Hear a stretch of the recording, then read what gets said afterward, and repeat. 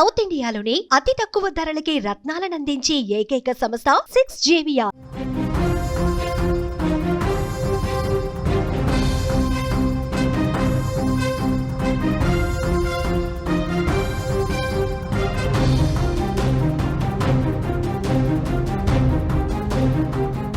Breaking news చూస్తున్నాం. కవితపై BRS శ్రేణులు మండిపాటుకు గురవుతున్నారు.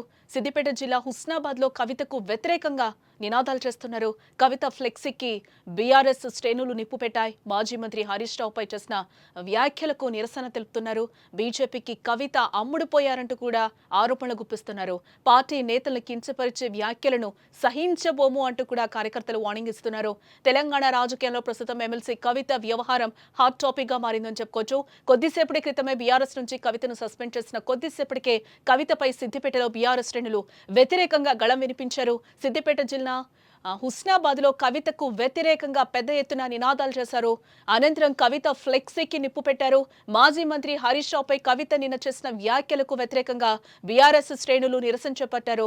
బీజేపీ నాయకులకు కవిత అమ్ముడుపోయారని, అందుకే పార్టీకి వ్యతిరేక కార్యకలాపాలకు పాల్పడుతున్నారని కూడా ఫైర్ అవుతున్నారు.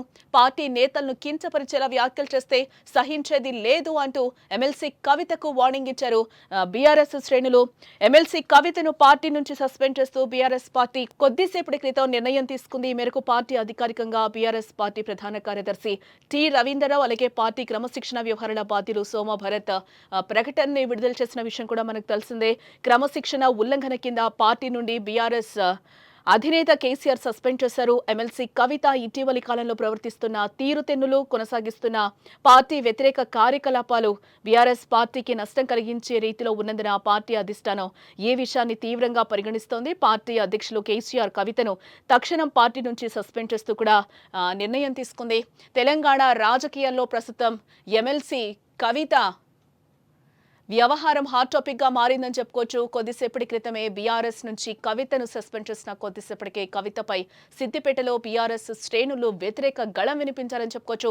సిద్దిపేట జిల్లా హుస్నాబాద్ లో కవితకు వ్యతిరేకంగా పెద్ద ఎత్తున నినాదాలు చేశారు. అనంతరం కవిత ఫ్లెక్సీకి నిప్పు పెట్టారు. మాజీ మంత్రి హరీష్ రావుపై కవిత నిన్న చేసిన వ్యాఖ్యలకు నిరసనగా వ్యతిరేకంగా బీఆర్ఎస్ శ్రేణులు నిరసన చేపట్టారు. బీజేపీ నాయకులకు కవిత అమ్ముడుపోయారని, అందుకే పార్టీకి వ్యతిరేక కార్యకలాపాలకు పాల్పడుతున్నారని కూడా వారంతా ఫైర్ అవుతున్నారు.